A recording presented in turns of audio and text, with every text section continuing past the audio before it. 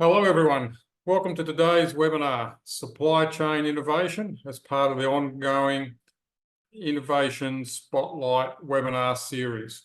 My name's Ross Carter, I'm Osmine's Membership Manager for New South Wales, and I'm delighted to be your host today with these 5 outstanding presentations. Before we begin, and on behalf of Osmine and all of today's presenting organisations, I'd like to acknowledge that I'm hosting this webinar from the lands of the Awabakal people. I'm in Newcastle. We acknowledge the traditional custodians of the various lands on which we all meet today and recognise the Aboriginal and Torres Strait Islanders people in attendance on this webinar. The Innovation Spotlight webinar series provides our members a way to showcase their groundbreaking solutions, techniques and technologies to see what the next phase of mining can hold and what's possible. Today we continue the series with the supply chain innovation, showcasing our members' latest innovative solutions that are delivering improvements to the mining supply chain. This includes applications of data to drive optimisation, use of automation to underpin efficiencies, real-time tracking systems, and innovative logic systems. I'm joined today by 5 industry-leading member organisations sharing their improved outcomes with technology systems and know-how in the supply chain. Joining us to share expertise, we have Veridapt. Representing Veridapt, we have Sean Birrell, co-founder, Chief Technology Officer. We'll then hear from Accenture, and representing Accenture, we have Sari Mackay, MD Supply Chain Procurement and Operations for ANZ. We then hear from TXM Lean Solutions with Tim McLean, the Managing Director. Then move to Gurobi Optimization. We hear from Ian Jardine, Regional Director APAC. And we finish with Speed with Ben Hockley, Head of Sales Australasia. The format of this webinar will include a presentation from each of our presenters, followed by a Q&A session. If you have a question for any of the presenters throughout the webinar, please type them into the Q&A box at the bottom of the screen.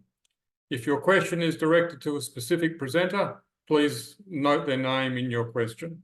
The webinar is being recorded and will be made available to all attendees. So that concludes my introductions, and without further ado, I'd like to welcome our first presenter, Sean Birrell, co-founder and Chief Technology Officer of Veridapt. Welcome, Sean. Excuse me. Thank you, Ross, and thank you to the Osmine team for facilitating this webinar today. Obviously, also the other presenters and attendees. Look, today I just wanted to take a little bit of an opportunity to speak about how Veridapt has begun to really merge our real-time IoT telemetry data, which is tracking the mining fuel supply chain around the world, and some predictive analytics models, and how we're combining real-time data and these models to give advice to customers in terms of different strategies, but also to monitor progress towards goals that you may set, given a model or given a given prediction that you are targeting.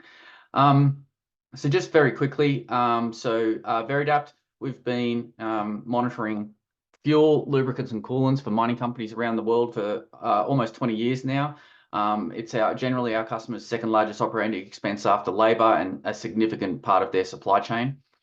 We're doing this by monitoring flow, level, temperature, pressure to give the actual telemetry data as to where inventories are and how they're being used. But we also have an authorization and permissions layer. So we're RFID tagging equipment items. We're identifying people as they move product throughout a supply chain. So that gives a very, very comprehensive and detailed view of the fuel supply chain.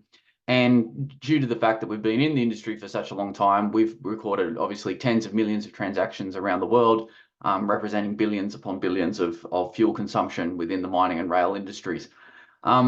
Collecting that data, obviously there are insights to be gained from it, but also significantly, we're in a unique situation where we're continually collecting additional data, and we're also able to impact operations in the field through permissions or controls. So we can very tightly couple learnings and insights that we derive from our data, combine that with predictive models, which may provide some insight for optimization or improvement, and then monitor progress towards those goals.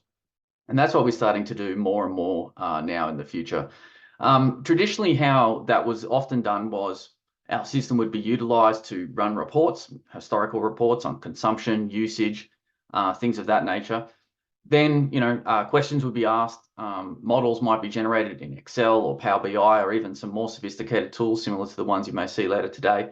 But it's very much an offline process. The data was extracted, it was analyzed either by the customer themselves, a consultant, or sometimes a Veridapt's own customer success team. Those insights were fed back and then operationalized. What we've tried to really do is condense up that process. So this is just an example of how we're starting to do that now. We've recently had an international customer that is looking to move from a in-pit refueling model where their supplier supplied directly to in-pit into a more hub and spoke model where they would utilize their own assets, their own service trucks to distribute fuel across the site rather than pay the freightage costs of the fuel supplier to deliver to those end nodes. What we did was we essentially retrieved many years of historical data from that customer, and we built a model of their site operations. We looked at the insights they had in terms of how they would like to operate, what their targets for supply, safety stock, those kinds of things were, as well as combining our own insights. From 20 years of experience, we have a lot of people with good insights into best practice operations.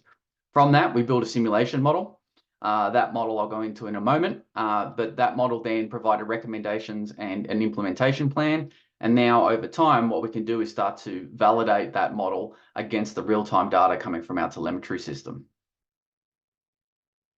The approach was that we would combine both the know-how of the site and our own engineers as to what best practice looked like, along with historical data of the site. So to build the model, we modeled a number of elements of the fuel supply chain. So the number of trucks or equipment items operating on different shifts in different locations, the tank capacities of the existing fuel transfer trucks, but also we modeled potential capital investments in a different type of fleet. We looked at how the trucks were utilized between fueling equipment, fuel consuming assets themselves versus utilizing that equipment to transfer fuel to a remote location. We also looked at modifications to the tank capacities at the end of the spokes, the in-pit refueling locations. And we also looked at how we might distribute that fuel through site. So we modeled various routes, various locations for those in-pit refuelers. The simulation, we also added some randomized peak demand periods to stress the system, outages due to weather or other incidents that maybe prevent product from getting to site. So to try to make the model more robust. We created configuration profiles for each of the scenarios so we could easily iterate and tweak a scenario over time and then run that through the model again. Essentially creating a digital twin type model of the assets and the site. And in this analysis, we ran over 30 different combinations or configurations of the fuel delivery fleet, the infrastructure and the operating models to generate some recommendations. Out of those recommendations, what we helped advise the customer was that they could, in fact, eliminate fuel vendor deliveries to their in-pit refuelers, and they could do this largely serviced by their own existing fleet, as well as some small additional amount of extra capacity to distribute that fuel. The savings of this proposal were in the order of $2.7 to $3.7 million a year, predominantly due to the reduced logistics costs, but also reducing the amount of in-pit infrastructure they would require going on a go-forward basis as the pit expanded. And we also identified a number of further optimizations that we could make if further capital investments were made into increased service truck volume capacities and additional advice about how the makeup of the fleet could be made into the future. So this is just a quick illustration of how we're combining real-time data with a predictive model and then providing feedback to the sites and then tracking that progress going forward to enable them to tune and modify and tweak their operations in the fuel supply chain over time. Thank you.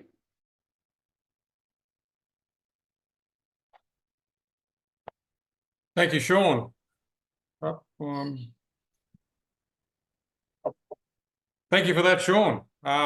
We're off to a good timely start. I always like the real life case studies that not just talk about the data, but the hard dollar savings that that you're able to generate. So great presentation. Thank you for that. Next up, I'd like to welcome Sari McKay, Managing Director of Supply Chain Procurement and Operations Lead for ANZ at Accenture. Over to you, Sari. Thank you very much, Ross, and thank you for having us presenting today. I'm going to cover current end-to-end supply chain challenges and trends, and then what kind of opportunities, for instance, using generative AI, supply chains could overcome these challenges. So mining currently is disrupted by converge of trends, but also some direct and indirect supply chain impacting challenges. So I just want to mention two there is first and foremost, there is actually the new performance frontier and capital projects. There's a need to have a quick speed to market, given the demand of minerals such as the lithium is forecasted to change. And however, the actual permits approvals, the actual new greenfield site take a long time. And then secondly, just mention about the acceleration of technology adoption. As an example, if you think about our research shows that by 2026, miners actually are looking at increasing technology investment by 25%. And why is that? There's a need to look at supporting optimization, automation, transparency. So if you're looking at, in addition to these four trends, you see there also are actually a number of, we're saying copper mining value chain. However, all of the mining supply chains have ongoing challenges, and they require out-of-box thinking from leaders to overcome. So there are a number of considerations need to be looked at. However, I've mentioned three here, which actually are impacting end-to-end value chain within mining. Example are cost pressures, so cost in logistics, resources, transportation, inventory cost, and so forth. You're looking at volatility and geopolitical tensions in transport and market that impact directly across the supply chain end to end. And then finally, if you think about the mining operations and new way to operate, there is a need to have increased ability to report and have a lower impact on environment through carbon footprint, and also have a better quality data to appreciation and community concerns to operate. So if you think about what's in it then for the mining supply chain leaders, so we believe there's an opportunity to think through the reinvention lens. So reinvention actually transcends the limits of the transformation.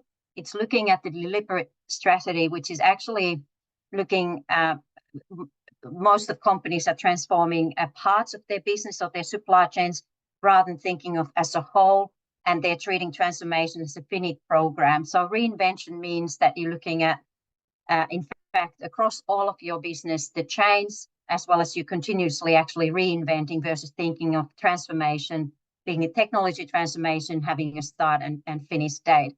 So if you think about reinvention, it leads to an opportunity actually to think technology as an enabler, and one of which is generative AI. So Gen AI, you think about it's building from a previous advances of artificial intelligence, and it's actually a new range of capabilities provided by generative AI. What we're seeing is there's a 43% of actually working hours impacted by generative AI, and that's saying what's different with it? Well, it can actually give you a different skills or capabilities in form of contextual capabilities, looking at enhancing, for instance, your forecasting and decision-making ability by actually being able to access previously inaccessible data and large volumes of data.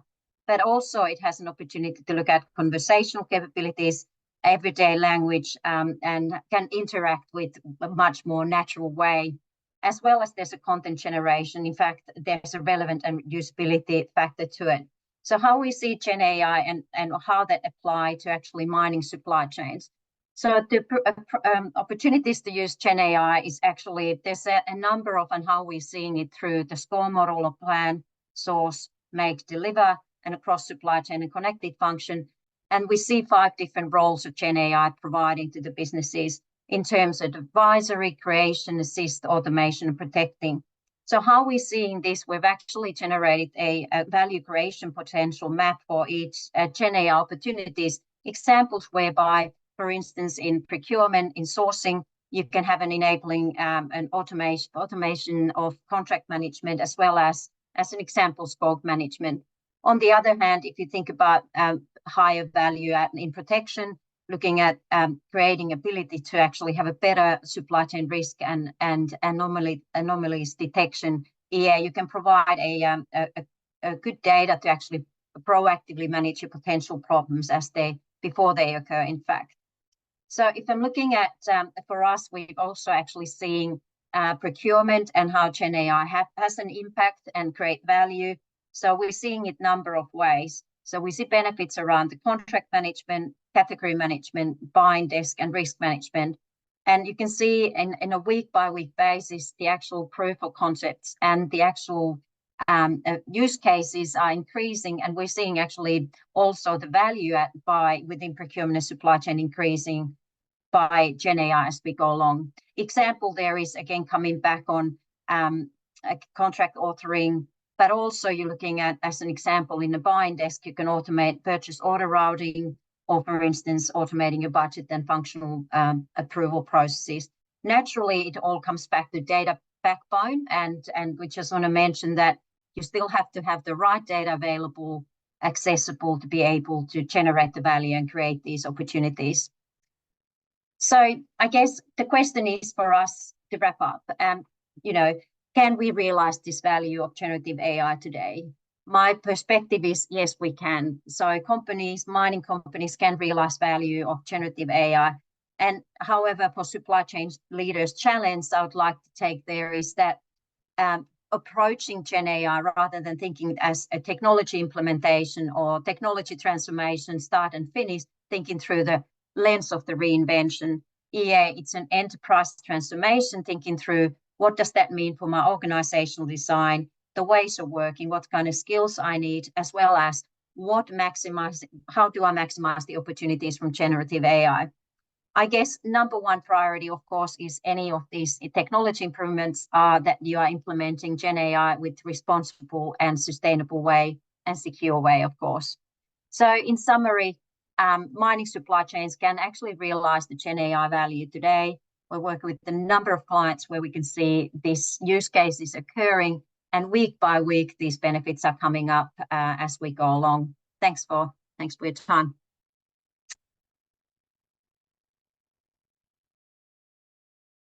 Thank you, Sari. I take my hat off to a very bold approach of leading, seeking the reinvention. It's a bit of a challenge, but good to see that that's the aim. It's but a bit of a tough gig, but thank you very much. No worries. Innovation and North Stars, there's nothing wrong with that. It will take some time, though. Yeah. That's Dana. You got to be clear on what the objective is. So no, thank you for that. Okay, thank you, Sari. Next, if we can ask Timothy McLean, Managing Director of TXM, to share some perspectives. Thanks, Tim. Okay, thank you, Ross. I'm Tim McLean. I founded TXM 20 years ago. We're a global boutique operational excellence consulting company working in manufacturing and the supply chain around Australia and around the world. I'm going to talk a bit about, and our customer base for this webinar is not so much mining companies, but the people who supply inputs to mining companies. So we've worked a lot with equipment and technology providers to the mining industry. And so I'm speaking particularly to them. A lot of this will have application in the mining industry, but I'm thinking particularly of small or medium-sized companies that don't have the unlimited IT budgets and are still dealing with the challenges we're talking about. And some of these challenges I'm going to talk about are things that no amount of AI can really predict. So, or any software optimization can predict. So in the last few years, we've had to deal with COVID-19 disrupting supply chains. We've had to deal with a war in Ukraine. We've had to deal with now a war in the Middle East, which is effectively shutting down the Suez Canal. We're having to deal with ongoing conflict in South China Sea, which is probably one of the biggest shipping routes in the world. We've got US elections coming, which if predictions are correct and Donald Trump becomes president, we'll be facing a trade war again with China, and probably a more severe one than previously. And as well, even things like a drought in Panama affecting the ability of the Panama Canal to handle shipping are impacting our supply chains. And the consequence of that is that supply chains are no longer stable. A study by McKinsey not so many years ago, at the start of the COVID pandemic, indicated supply chain managers reporting a major disruption that impacted their supply chain for more than a month was occurring about every 3.5 years. And with climate change and an increasingly uncertain world, I think these major disruptions are going to become more often. So historically, we've tended to focus on unit cost. So 20 years of outsourcing from the year 2000 till 2020 was really based on, dollars per unit from China versus dollars per unit from Australia. And I say China because overwhelmingly it was China. Whereas now companies are realizing that they need to focus on the total cost of ownership in their supply chain. So the cost and risk of getting the goods to the end user, as well as inventory.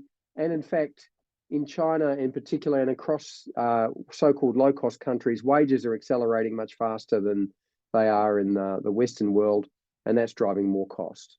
Another key assumption was the assumption of constant supply. So I would set up my supply chain, I would designate how much I expected the lead time to be it 8 weeks or 12 weeks or 16 weeks or some even larger number, and I would place my order and expect the goods to arrive. The reality is that there's now a high chance that during that period we'll have some level of disruption. And so the longer the lead time, the greater the risk of disruption. Finally, there was an assumption that, and I've heard it said many times, is we can't manufacture things here in Australia. And people will still say that we're too expensive. And this was being repeated around the Western world. And so the assumption was that products would be offshored to low-cost countries.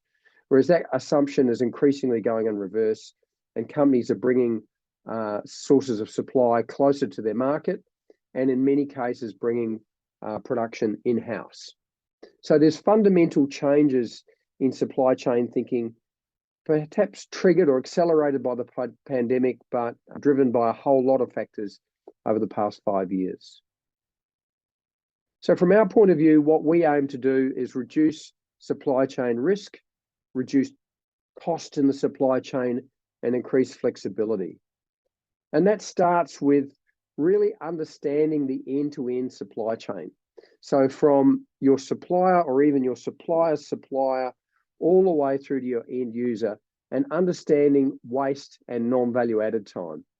What we need to do is optimize the replenishment process. So the assumptions we make about how we order, when we order, how long lead times are, we need to challenge all of those, and we need to improve communication within our functions and between our internal functions and our suppliers, and even their suppliers in many cases.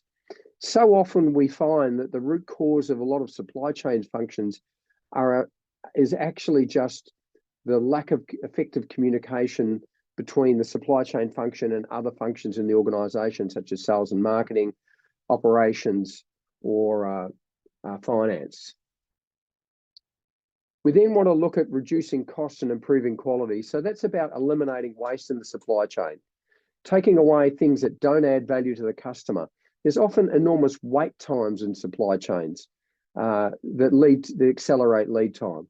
We want to start eliminating the root causes of some of the problems we have in our supply chain and aiming to improve the value that we get from suppliers. I think SMEs in particular don't leverage the opportunity to get value from their suppliers in areas like design, in areas like supply chain innovation, and even things as simple as how the product is packaged. Whereas large companies tend to take a very adversarial approach to suppliers and That then also can lead to suppliers withholding information in fear of having additional costs added or having their margin squeezed. And ultimately, we do need to leverage digital technology to understand our supply chain better and reduce cost and automate processes. If we can optimize our replenishment cycle, reduce our lead time, then we can reduce our inventory. So we work with customers to calculate the optimum inventory, but critically, we want to reduce cycle time. So from order to delivery, and also the frequency of ordering, and as well to get this effective communication going cross-functionally through effective sales and operations planning, meaning we've got all the key functions in the business talking to each other in a routine and structured way about how they can deliver value for the customer on time in full and leverage the assets of the business. Finally, we want to reduce supply chain risks. Now, it's simple enough to try and eliminate all risks, but what we want to do is highlight the most critical risks and develop mitigation strategies for all of them. It's not as simple as just increasing inventory. Some products are not high risk. Some commodities that you purchase are not high risk, so there's no need to increase inventory. Other products' inventory can actually increase risk. And finally, we want to look at whether we can bring supply chains closer to ourselves. So in summary, we help customers analyze their end-to-end supply chain and deliver lower costs, less risk, and greater flexibility to meet customer demand.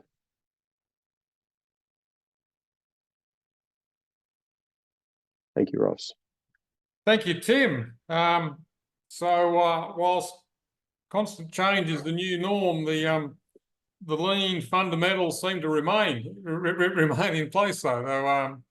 It provides a very good framework to understand waste in the supply chain and understand opportunity, particularly to reduce lead time.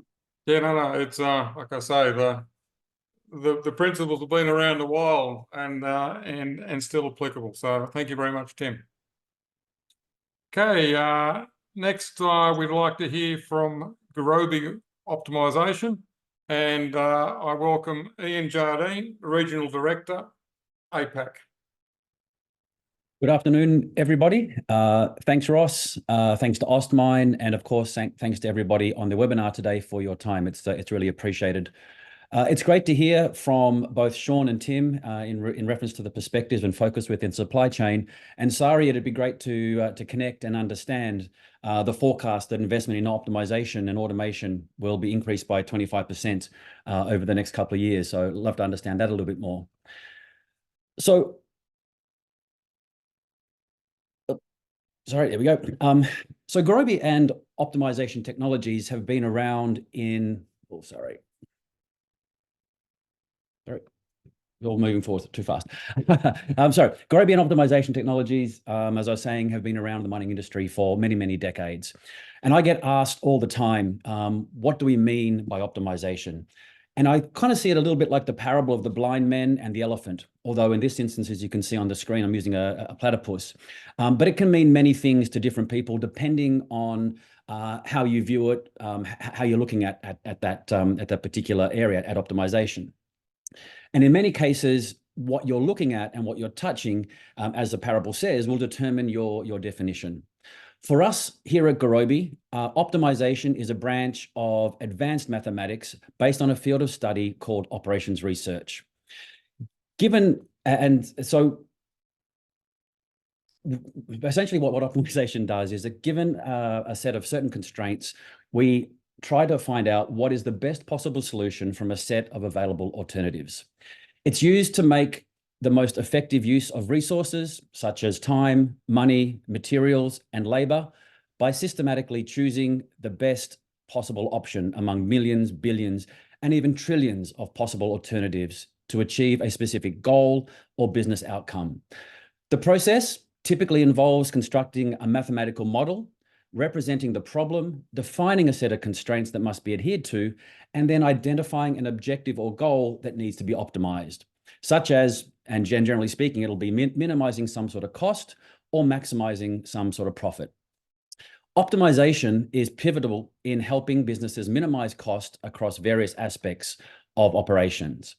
This includes raw material costs through efficient procurement strategies, minimizing transportation and logistics expenses by optimizing delivery routes and lowering production costs, and lowering production costs by enhancing manufacturing schedules and equipment usage. So how do we do this? It starts with understanding the business challenge and the associated data. And it was interesting to see that the data background was mentioned by Sari as well. Data gives us insights, patterns, and the information needed to make the optimal decisions. By harnessing the power of the data, we can optimize operations, reduce costs, and uncover revenue opportunities. So let's look at the data optimization uses and what each layer delivers in the data and analytic AI continuum. So firstly, we have descriptive and diagnostic analytics. And this is the function of foundational layers that collect and transform historical data, enabling us to understand what happened and why.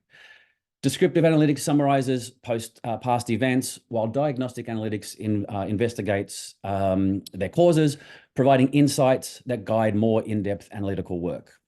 Predictive analytics and machine learning use historical data to forecast future events through data analysis and pattern recognition. They employ statistical models and ML learning techniques to identify the trends and make accurate predictions.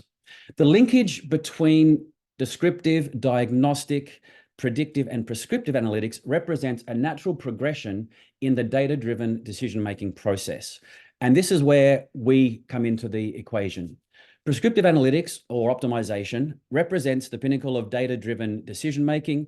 It provides recommendations regarding actions to take advantage of the data predictions.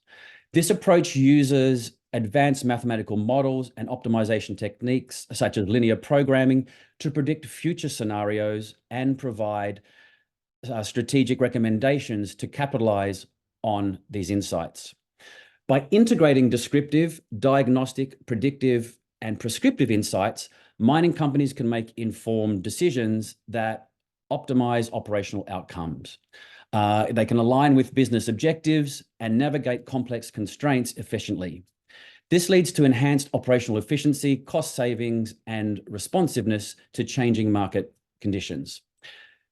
This form of analytics goes beyond predicting what will happen, or what will happen in the future, and then suggest specific actions or decisions that can optimize operational outcomes.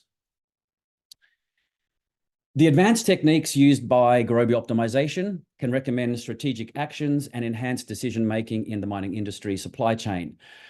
Here, I'll go through a number of, some of the use cases. There's many that are available. I'll go through three primary ones. So let's start with inventory and production scheduling. So typically, this is constrained by equipment capacities, variable ore grades, demand forecasts, and storage limits. In this area, we help schedule production to minimize costs, align output with market demands, and optimize inventory management. The impact of that is that we reduce operational costs and capital tied up in inventory and improve market responsiveness. Secondly, we have transportation and logistics. This is a key area. So the constraints here typically will involve fleet capacities, route availability, delivery windows, fuel costs, and environmental impacts. In this area, linear and integer programming optimizes transportation routes and schedules, adapting to the operational changes that may happen dynamically. The impact here is lower transportation costs, improved delivery timelines, and reduction in the environmental footprint. Thirdly, and by no means least or last, resource allocation and capital planning. The constraints here are obviously things like budget limits, equipment lifespan and maintenance, commodity pricing, and regulatory costs. In this area, efficient resource and capital allocation across projects allows us to consider the costs and the returns associated with that. The impact is an enhanced ROI. We support strategic resource deployment decisions, and we ensure regulatory compliance in this space. So as I mentioned, this is just three small or three areas that optimization helps. There are many other macro and micro use case opportunities that exist within the integrated supply chain within the mining industry.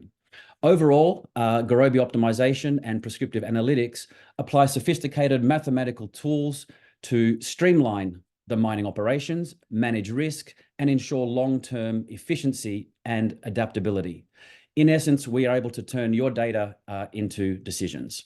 So with that, thank you very much. And back to you, Ross. Thank you, Ian. Data.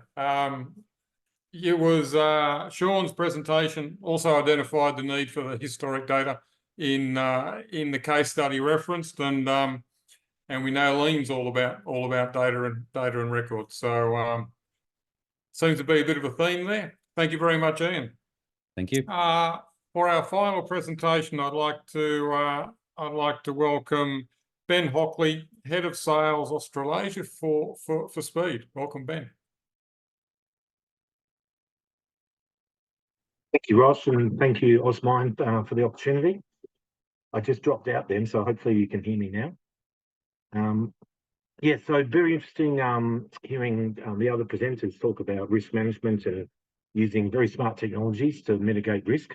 What I want to talk about is a final layer of protection, particularly around metal parts. So just to give you a bit of background, Speed 3D, it's an Australian company.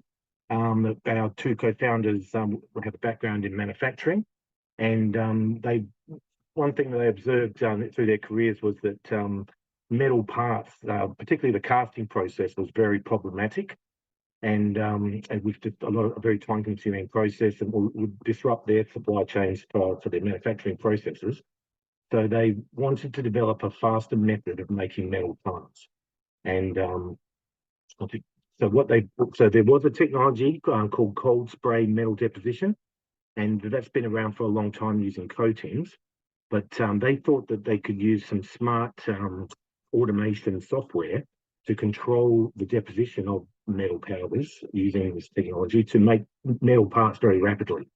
And that obviously has a great benefit, reducing supply chain lead times.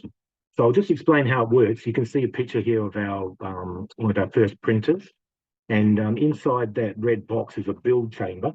And at the base of the build chamber, we have a rocket nozzle fixed to the base of the build chamber, pointing straight up.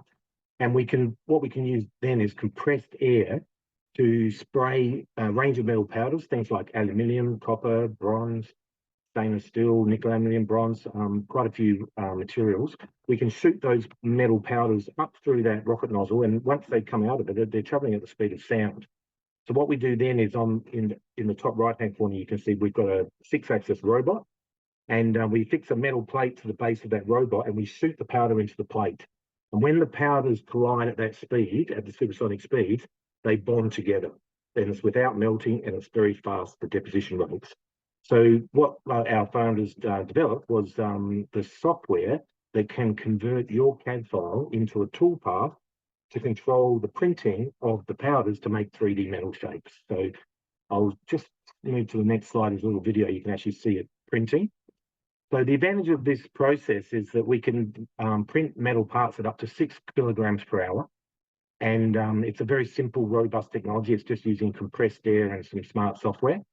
And you can see that the build chambers, we can print up to 1 meter wide, or up to 700 millimeters high, or up to 40 kilograms in weight. So you can see that metal of hand there, that took less than 30 minutes to print that. So that's the technology. And how does it fit into helping the mining sector? Well, actually, our first market where we've been having success is in the defence sector. So the Australian Army saw this technology and realised that the ability to rapidly make metal parts and in very remote locations, or at the end of the spoke, like I've heard the other presenters talk about, would be a critical advantage. So they set about conducting trials. Actually, this slide here just explains the real benefit is the time to make a part. So this in the first column, you can see we start off in the morning with just a CAD file, and we're trying to make a 6 kilogram bronze part. Could be to get a piece of machinery back up running again. And it takes a few minutes for our software to process the part, and then an hour to print 6 kilograms. And then once it comes off that printer, it does need some heat treatment. So we've got a 4-hour heat treatment window there. And then because we're getting to a near net shape, we probably have to machine back some of the surfaces to the mating surfaces to work where we want it to work. So that will take a couple of hours. And then we've got a half an hour just to test the hardness and that kind of thing. So you can see a metal part that you might need at a remote location that may take weeks to get there. We can actually create that in an 8-hour shift. And so, like I was saying, the Australian Army saw the potential. So we conducted a range of trials at the effective of a very remote mine site. For them, it was the Mount Bundy training location in the Northern Territory. And you can see we've set up our printer with our heat treatment and post-processing systems. And the feedback we got was, yes, you've proven that we can make metal parts that can keep machinery and vehicles and equipment running. And you can do it in very remote locations and do it very fast. But they were worried that the footprint was a little bit big. You can see there's quite a few pieces to that. So the latest version of our technology has everything encapsulated into essentially 2 shipping containers. So the first shipping container is the printer with the air compressor and the dust extractor. And then the second shipping container is our post-processing unit. So that has the heat treatment furnaces in there, also a little CNC mill and a testing station. So with access to power or a generator, you can drop these 2 containers at your mine site and you can rapidly produce metal parts that can keep your operations moving smoothly. So we've tested this. This technology is now being uptaken by defence organisations around the world. You can see here we've been doing work with the US Navy on printing on ships. We've got 10 printers in the battle space, helping them to maintain and repair their damaged equipment and stay in the fight. We've got the Japanese Army have recently acquired the technology. We've tested it in very cold locations as well, so there's no problems. Pretty much anywhere on the planet we can operate this technology. It's very robust. Also, there's an exciting area around materials development. So we're working with the US Navy, helping them to build their submarines faster using this cold spray technology. These are some examples of the equipment that we've managed to get back operational again by producing parts in the field. And some examples of those parts are, for instance, here's a cam lock fitting, an aluminium cam lock fitting that took 24 minutes to print, and then a few hours of heat treatment and some machining on that mating surface there. And then we've got a bilge pump housing for a landing craft, about an hour and a half. We've got tools can be made in minutes. People keep losing tools in the sand. A part for a tank there in an hour and a half. More tools. So you can see how fast and how useful this technology is. And we understand that a lot of the challenges that the defence organisations have around supply chain are similar to the mining sector. Obviously, downtime is very expensive, and this is a way to keep your operations moving. And so there's some more examples there. Big towing eye, 5 hours to print that. So yeah, it's been demonstrated and proven to work in the defence sector, and we're looking for industry partners that we can work with in the mining sector, not only to demonstrate at the mine sites, but also in materials development as well. So if your companies are having any challenges around acquiring metal parts or particular materials, then yeah, reach out to us. We were always looking for industry partners for research projects, but we're also looking to demonstrate this technology at a mine site. So please get in touch. It means that you can create a digital library of parts that can be repeated over and over and over again. Thank you, Ben. That's looks like pretty groundbreaking technology, and not quite the noise and hassle of metal spraying and a few other things that have been tried. But it would lead to some interesting conversation with some of the OEMs. But anyway, I'm sure that's challenges to embrace. Thank you very much. Thanks, Ross. Let me just stop my stopwatch. Okay. Well, 5 excellent presentations. Really appreciate that, gentleman and lady. Now it's time for some audience Q&A. If you haven't already sent in a question, please use the Q&A button at the bottom of your screen, and then we can roll off with some questions. We're a bit quiet at the moment. So starting with, just start with Sean. So what are the primary benefits of combining the IoT data with the predictive analytic models in the fuel supply chain? You identified a couple of sort of broad areas of improvement, but what do you see as what's your experience say on what are those primary benefits? Yeah, look, I think one is, with a lot of these initiatives, providing validation to the people in the field, the operators, supervisors, people like that who are making those day-to-day tactical decisions that, the model is good, the data is good, I think is really important. So being able to back that up and provide feedback in a timely manner is important. I think the other area is it's just the amount of time that it can take to do this kind of analysis and provide results back to the business is vastly reduced when you're able to sort of couple both the system that is acquiring the data with a model that you've built of the site, and then provide those insights and feedback in a very tight loop. So I think the other key component to it is sort of speed. You're not having to take some data offline, do some analysis, feed that back to the stakeholders.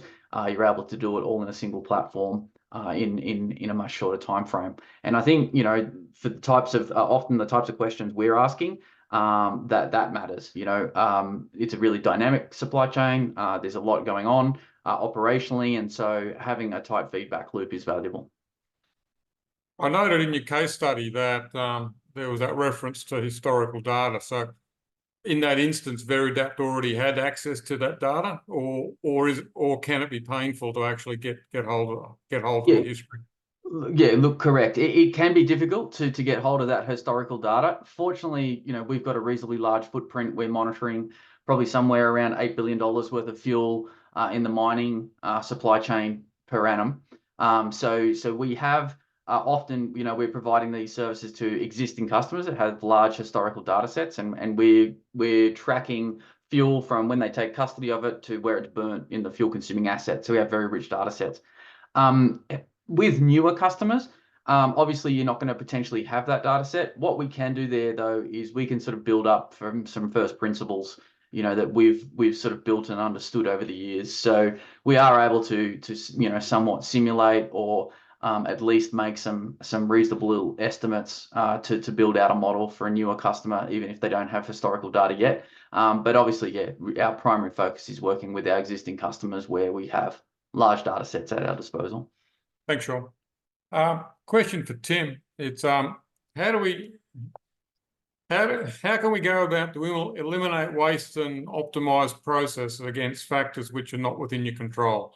Example, government custom clearances, container holding cost supports, etc. So firstly, there are always boundaries. The first thing is to set boundaries about the likely outcomes. So what's the longest you could reasonably expect a delay at a clearance delay to be?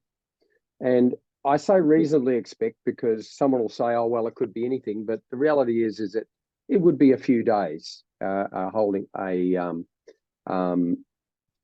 clearance delay. But then the other thing is about having the conversations with your suppliers to foresee and forestall some of those issues. So how are the goods packed? How do we reconcile, say, the manifest on the container with the order and with the documentation? So simplifying a lot of those things with what you're importing to reduce the risk of a customs clearance issue, looking at pre-clearance and so forth.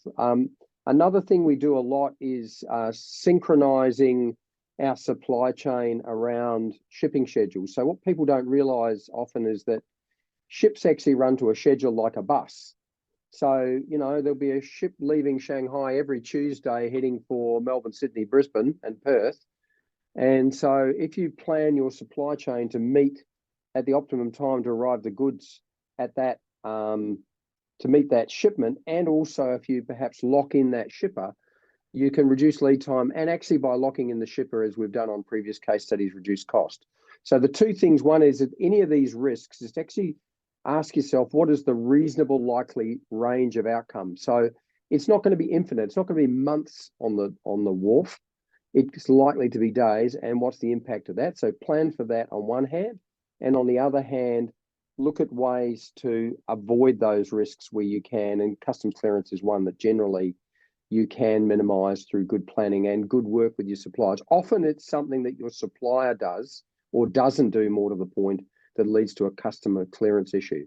So thinking about those issues in advance can avoid a lot of those issues. Thanks, Tim. A question for Ian from Jackie Lee.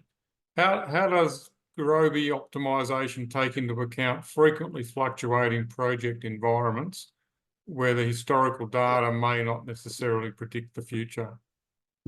Confidence. That's quite a detailed and complex question. I'm not sure I'm able to. In 10 seconds, please. Yeah. 10-second answer, please, Ian. Yeah, no, thanks.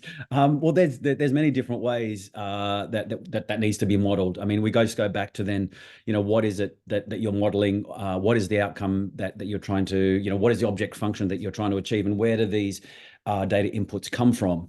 You know, certainly we do rely heavily on there being a solid understanding of the way the business runs, the variables that feed into that decision, and then of course the constraints that control that decision that needs to be made. So then I guess going beyond that, you know, there's understanding those inputs, understanding those variables and the constraints that dictate that. Where the source from where they come from is how we then start to look at creating a model that is able to be adaptive and meet those changing market conditions or operational conditions. Thank you. Question there for Ben. It reads, and you might have a prospect here, that Speed Container is perfect for print obsolete and spare parts in our mine in a remote location in the Arctic. So with that in mind, what does the speed support look like, install, startup and training in these, I suppose looking at those remote locations? Yeah, thanks for the question. Look, this is a metal tool, so it's on a par with other tools of a similar nature, like CNC milling machines. So it's in the same order of magnitude as those types of pieces of equipment. The difference here is you're just using powdered feedstock rather than the billet, and so it gives you a lot more flexibility, and it's a lot easier to manage. We do offer very comprehensive training programs. That depends on the level of knowledge that the customer has. Some people, we can train people to operate the printer in a couple of days, but if there's other things, the skills that they need, then we can also work with them on all elements of that. But I mean, talking about what it costs, I guess in this setting, you know, what does it cost when the mine site's got 100 workers not working? So this is really what we're trying to alleviate is downtime, which is hideously expensive. And when we do amortize all of our costs, you know, for the cost of the capital equipment, the cost of operating it, and the powders and everything, it roughly around $100 a kilogram. So it's actually quite an affordable method of making metal parts. Yes, compared to the cost of downtime, say no more. Exactly. Thanks, Ben. A question here for Sari. What do you see as the key areas for improvement happening within mining? So where are we going? What have we got working, and where to next? What are the areas that Accenture is working on? Well, the Gen AI is actually, it's certainly is lifting its head, and we are actually having a number of, the company has invested is going to be investing $3 billion on actually capability across the globe to support our clients, including most importantly mining clients, on actually assessing responsible, sustainable way to create opportunities with generative AI in their businesses. As I said before, in all areas of SCORE model of plan, source, make, deliver on different ways of functions to help businesses regenerate. One thing I did want to mention here is actually the supply chain resilience, which is a second point. So if I'm looking at the 3 key areas where we're working is cost, sustainable cost takeout, but also just looking at some of the basic principles of, but also improving the actual overall technology capability to actually accelerate some of these cost opportunities. The second thing I just want to mention is the previous question around what to do if unknown events occur, EA, you have a disruption in the port somewhere globally, and what other elements there are to help. And that's something we are working a lot with mining companies and looking at resilience in supply chain. So not only do we talk about traditional supply chain risk management, EA, how long does it take, physically calculating the risk profile of controlled risk and I guess raw risk and controlled risk. We actually are thinking through the risk, for instance, in 3 different layers. EA, first and foremost, how quickly can I respond to sudden change? How do I adapt my plans if things go wrong? And how do I create flexibility and resiliency, redundancy across the supply chain? And then thinking through the lens of, well, how do I proactively manage ongoing these disruptions as they occur? So I respect the response from Tim. I believe there's a foundational risk management for supply chain, but the new way of thinking is thinking through the supply chain resilience 2.0. EA, we're working with our clients, they're building a digital twin from their supply chain, and we create stress testing around that end-to-end with disruptions, like immediate, port shutdown, or we saw about the COVID or Red Sea situation, and or actually something else like a labor strike as an example. So we can actually model now those issues and actually start being able to calculate, how long does it recover actually for business of that disruption, their supply chain, and how much does it cost, and what type of impact does the revenue has for that particular. So that is actually something that is very much lifting its head, given that the new normal is that there are disruptions ongoing all the time, Ross. And that's something that we actually, I fundamentally think we can be more proactive with current data and tools and technology to manage those risks, which we cannot foresee and we cannot predict. Thank you, Sari. No worries. The risks are alive and well, unfortunately. Yeah, unfortunately. Anyway, we've got no more questions, so at a couple of minutes before 3, we'll wrap it up there. So appreciate the contributions from all the panelists. So everyone, I hope you enjoyed this webinar. Would like to continue with our Innovation Spotlight series. Please register for Reimagine and Reinvent, which is due on will be running on the Tuesday, 11th of June, and then Digital Mastery on Monday, the 1st of July. Thank you to everyone who attended. We look forward to welcoming you to the next OSMINE webinar, and really big shout out and thanks to Sean, Sari, Tim, Ian, and Ben for sharing your organisational capabilities, some great case studies, and some great examples of what's possible as we deal with the supply chain challenges. So thank you for everyone for attending, and enjoy your day.